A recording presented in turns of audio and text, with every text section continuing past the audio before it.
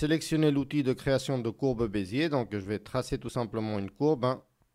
Donc, un truc comme ça, assez désordonné. Voilà, avec ça, ça devrait suffire. J'appuie sur la touche Entrée pour finir la forme. Je vais désactiver le remplissage. Le contour, je vais diminuer sa largeur, hein. Je vais la laisser par exemple à 1, comme cela. Et je vais maintenant appuyer sur le bouton de répliquer. Donc là, je suis en train de faire une réplication de cette courbe Bézier que j'avais créée.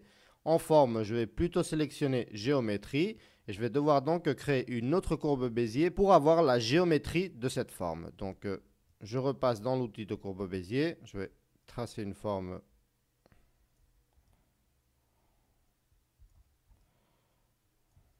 comme ça, par exemple. Donc, je ne sais pas, vous pouvez essayer de l'améliorer un petit peu. Peut-être que je pourrais modifier un petit peu cette courbe, hein. Et de ce côté aussi. Pareil pour celle-ci.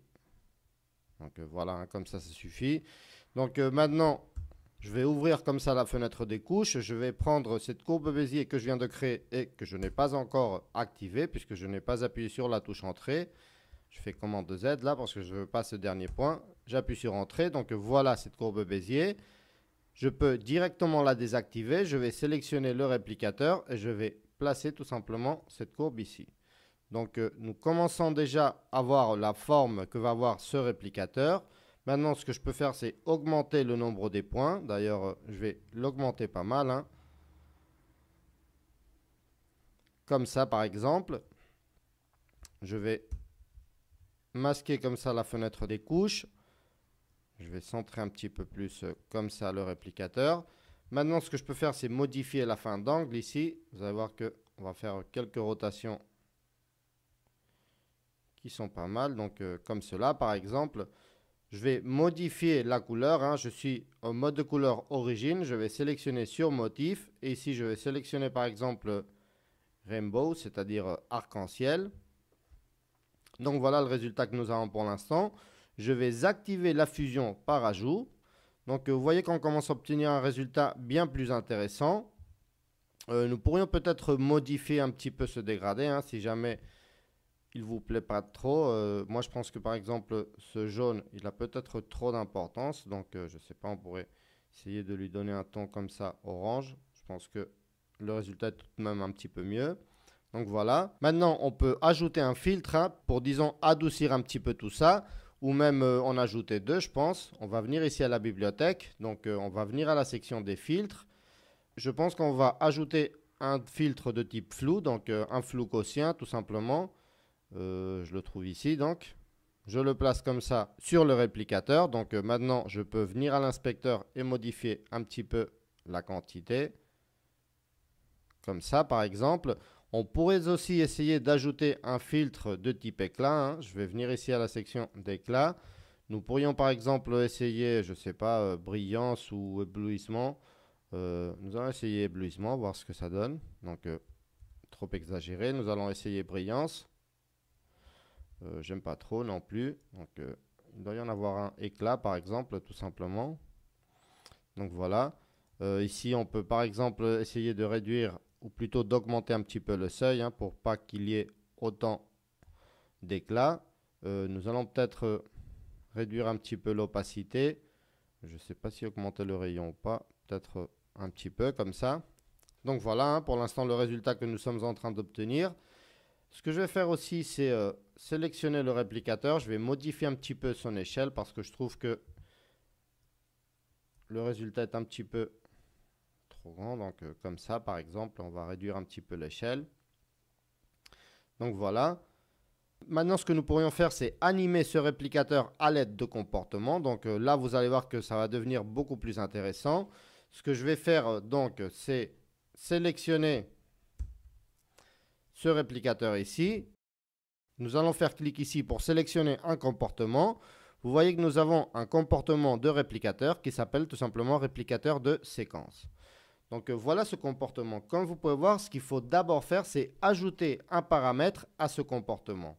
Donc je vais faire clic ici. Je vais par exemple ajouter l'opacité. Donc je peux réduire l'opacité complètement ici. Apparemment, rien ne se passe. Donc là, vous voyez que j'ai mis en séquence vert, ce qui veut dire que si je fais clic sur Play, vous voyez qu'on commence à effacer cette forme que nous venons de créer. Donc je pense que vous devez déjà imaginer ce que l'on veut faire. Je vais plutôt sélectionner ici, mise en séquence 2. On va partir d'une opacité à 0% et on va l'ajouter peu à peu. Donc on va dessiner peu à peu cette forme que nous avons créée. Ce que je vais faire, c'est poser comme ça la reproduction. Je vais faire ce comportement bien plus rapide. Par exemple, je ne sais pas, disons 2 secondes, je pense que ça devrait suffire. Nous allons modifier la vitesse. Là, vous voyez que je suis sur vitesse constante. Nous allons par exemple sélectionner atténuation en entrée pour qu'il ait un procès d'accélération vers la fin. Je parle bien évidemment de la fin du comportement. Donc maintenant, si je fais clic sur Play, donc voilà le procès de création de ce réplicateur. Ce que nous pourrions faire aussi, c'est par exemple dupliquer ce comportement. Donc je fais commande D. Voilà donc la copie de ce comportement. Je vais la déplacer comme cela vers la droite. Maintenant, en la sélectionnant, vous voyez que je l'ai ici. Donc j'ai ici tous ces réglages. Au lieu de mise en séquence 2, je vais resélectionner vert. Donc nous allons avoir un procès de création du réplicateur.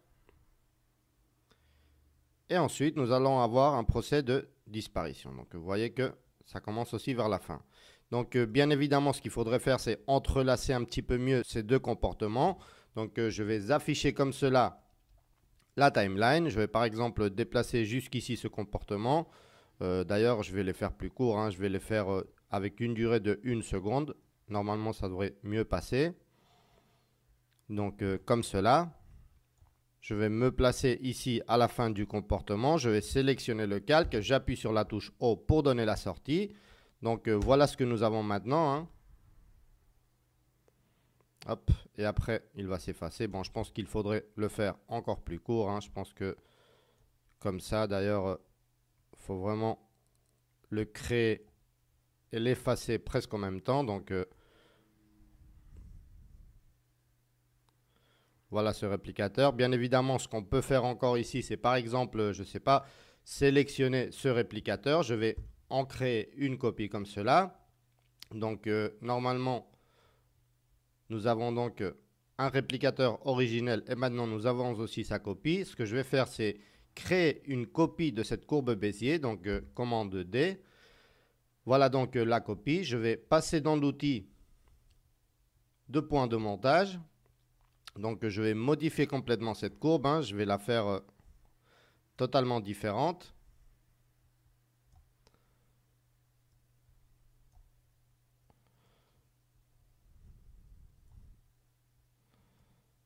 Bon, je ne vais pas non plus la faire parfaite. Vous pouvez faire ça un petit peu mieux chez vous. Je vais passer ici à un 50%. Encore moins même. 25. Donc là, j'ai créé un nouveau point. Non, j'ai déplacé un point de contrôle. Donc je fais commande Z. Voilà, c'est ce point-là que je voulais déplacer et aussi ces points de contrôle. Donc je ne sais pas, par exemple comme ça, je ne vais pas trop me compliquer non plus. Ce que je pourrais faire aussi, c'est sélectionner cette première courbe et déplacer les points comme ça vers l'extérieur. De cette façon, le réplicateur va commencer à partir de l'extérieur. Donc là, vous voyez la forme que nous avons. Donc maintenant, je prends le réplicateur copie. Je vais donc sélectionner le réplicateur en soi. Je vais glisser cette copie que j'ai créée de courbe Bézier. Donc voilà donc les deux réplicateurs que je suis en train de créer. Donc voilà le dessin, comme vous pouvez voir, bien meilleur que ce que l'on avait au début. On pourrait même décaler un petit peu ces deux éléments, c'est-à-dire nous avons ici le réplicateur copie. Je vais le déplacer comme cela un petit peu vers l'avant. Donc voilà, je vais revenir ici à ajuster la fenêtre. Je vais masquer la fenêtre des couches, la timeline. Je vais faire clic sur play, on va voir tout de suite le résultat. Ou même ce que je pourrais faire, c'est plutôt activer le flou d'animation et je vais faire une preview dans la mémoire. Donc voilà, je vais arrêter la reproduction. Voilà donc l'animation que nous venons de créer. Bon, bien évidemment, ici, nous avons des petits défauts. Plutôt que des petits défauts, on doit tout simplement couper certains groupes ici dans la timeline, hein. Donc il faudrait que je sélectionne par exemple ce réplicateur copie. Je vais donc me placer ici à la fin du flou gaussien. Je vais sélectionner le réplicateur copie et je vais appuyer sur la touche O. Faudrait que je fasse ça ici plutôt. Donc voilà pour ce réplicateur copie. Et ensuite pour le réplicateur normal aussi, je vais faire de même, c'est-à-dire je vais finir ici ce réplicateur. Donc j'appuie sur la touche O. Donc voilà, hein. Maintenant, une fois que le réplicateur a été effacé de la scène, il ne va plus réapparaître après. Donc là, il faudrait que je fasse encore une preview sur RAM. Mais bon, ce que je vais faire, c'est tout simplement désactiver le flou d'animation comme cela. Je vais masquer de nouveau la timeline. Je fais clic sur Play. Voilà donc l'animation, hein. Donc comme vous pouvez voir, on peut faire des trucs qui sont pas mal du tout à l'aide des comportements. Donc il faut juste tester un petit peu.